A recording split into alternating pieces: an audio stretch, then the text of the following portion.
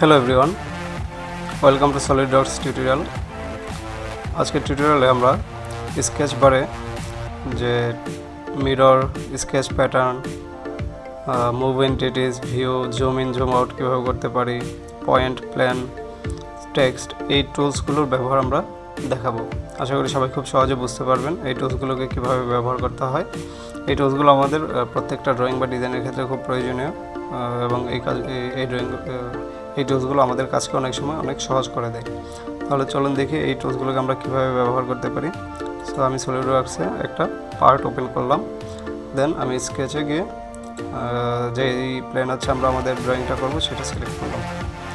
নাও সবার প্রথমে যেটা আসে সেটা হচ্ছে মিরর। সো কোনো একটা কিছুকে, কোনো একটা অবজেক্টকে বা কোনো একটা ড্রয়িংকে যদি আমরা মিরর করতে চাই তাহলে সেটা কীভাবে করতে পারি আমরা দেখি। সাপোজ আমাদের এটা একটা লাইন, আমরা একটা রেক্ট্যাঙ্গেল ড্র করছি।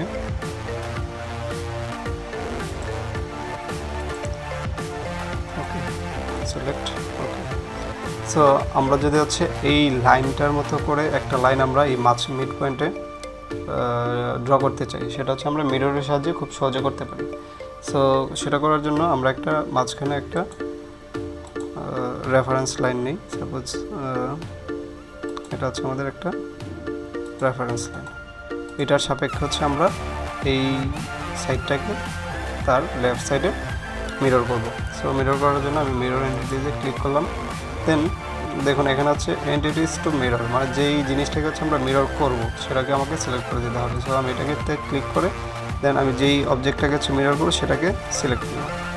নাও মিরর অ্যাবভ, দ্যাট মিনস হচ্ছে আমরা কিসের উপর কোন পয়েন্টটাকে হচ্ছে রেফারেন্স ধরে আমরা এটাকে মিরর করব, বা কোন লাইনটাকে হচ্ছে রেফারেন্স ধরে আমরা মিরর করবো সেটা এখানে আমাকে ডিফাইন করে দিতে হবে। যেহেতু আমরা হচ্ছে এটা একটা কনস্ট্রাকশন লাইন ড্র করেছিলাম রেফারেন্স লাইনের জন্য, আমি যখন এটাতে ক্লিক করব দেন অটোমেটিক্যালি আমার এখানে একটা মিরর লাইন ক্রিয়েট হয়ে যাবে।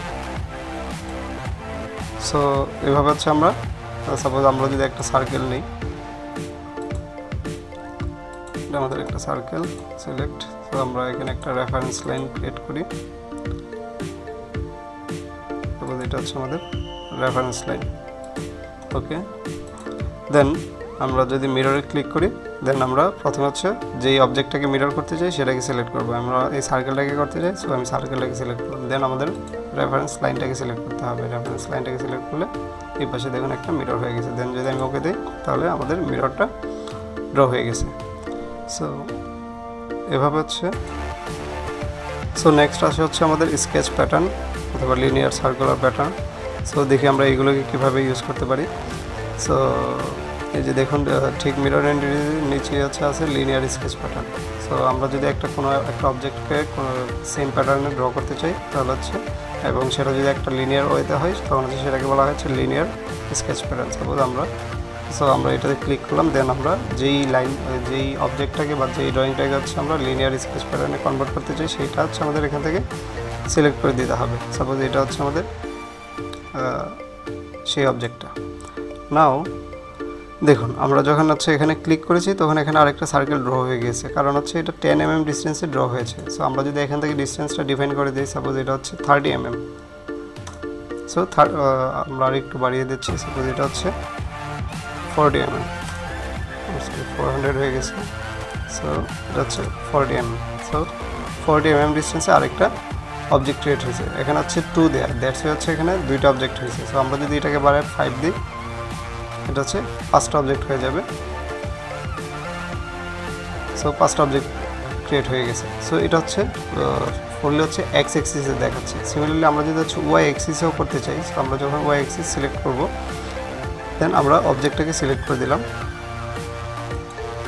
ওকে, সো এখানে হচ্ছে একটা দেয়। সো আমরা যদি এটাকে বাড়াই দিই,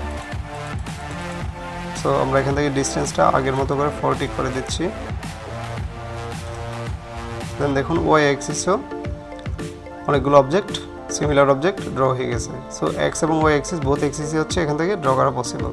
সো আমরা এটাকে আর একটু কমিয়ে দিই, 5টা নিয়ে আসলাম। সো এক্স অ্যাক্সিসও 5টা আছে এবং ওয়াই অ্যাক্সিসও 5টা আছে। নাও আমরা যদি অনেক সময় আমাদের ধরুন এক্স অ্যাক্সিসে একটা নির্দিষ্ট অ্যাঙ্গেলে ড্র করতে চাই, তাহলে হচ্ছে আমাদেরকে এখান থেকে অ্যাঙ্গেলটা ডিফাইন করে দিতে হবে। সাপোজ 45 ডিগ্রি অ্যাঙ্গেল আমরা ড্র করতে চাই। সো 45 লিখে এন্টার দেবো। দেন দেখুন এক্স অ্যাক্সিসে 45 ডিগ্রিতে আছে, বাট ওয়াই অ্যাক্সিসে এখনও 90 ডিগ্রিতে আছে, কারণ হচ্ছে এখানে আমরা 90 ডিগ্রি ডিফাইন করে দিয়েছিলাম। সাপোজ আমরা যদি এটাকে 45 ডিগ্রি করে দিই, দেন দুইটাই 45 ডিগ্রি অ্যাঙ্গেলে ড্র হয়ে গেছে।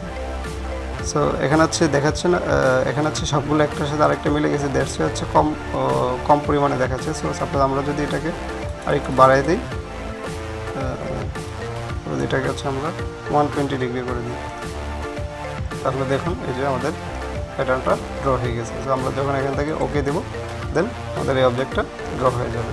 এভাবে হচ্ছে আমরা লিনিয়ার স্কেচ প্যাটার্ন করতে পারি। সিমিলারলি আমরা যদি এখানে এরোতে ক্লিক করি, দেখুন এখানে আরেকটা আছে হচ্ছে circular sketch pattern. So circular sketch প্যাটার্নও সেম ওয়েতে আমরা ড্র করতে পারি। সো আমরা সার্কুলার স্কেচ প্যাটার্ন ক্লিক করলাম, দেন সাপোজ আমরা একটা ওকে, সো আমরা আগে একটা সার্কেল ড্র করি, এখানে একটা বড় সার্কেল নিলাম, দেন আমরা এখানে আরেকটা ছোট সার্কেল ড্র করতেছি। ওকে, সিলেক্ট।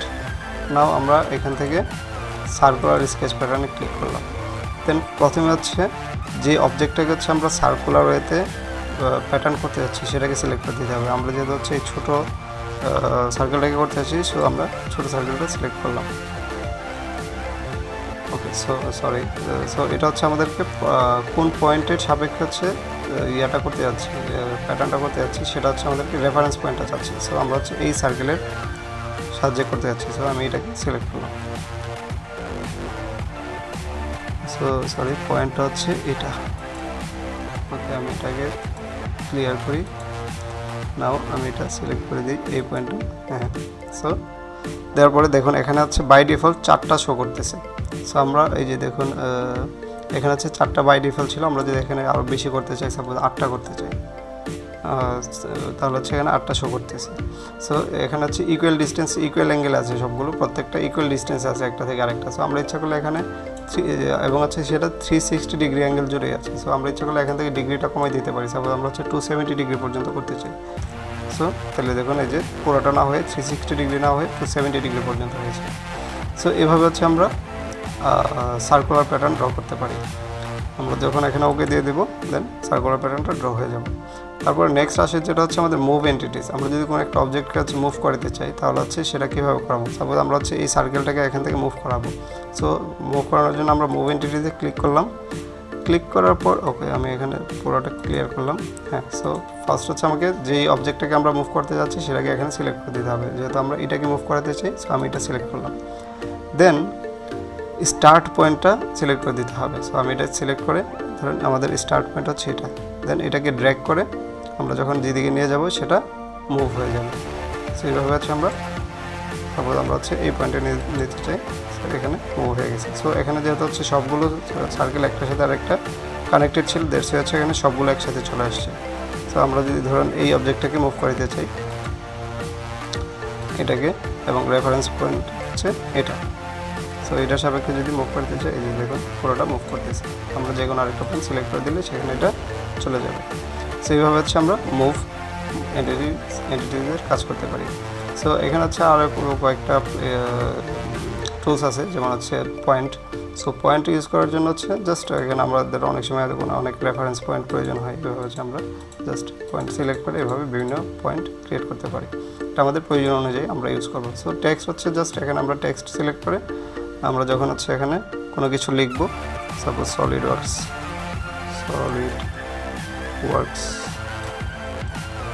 সো আমরা যখন হচ্ছে এরিয়াটা সিলেক্ট করে দেব, দেন ওকে,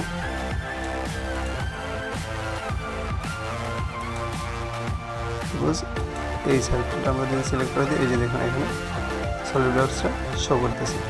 সো এইভাবে হচ্ছে আমরা এখানে টেক্সট অ্যাড করতে পারি। সো আশা করি সবাই এই আজকের টিউটোরিয়ালটি বুঝতে পেরেছেন। এখানে আজকে আমরা এই টুলসগুলোর ব্যবহার দেখেছি। সবাইকে ধন্যবাদ সাথে থাকার জন্য।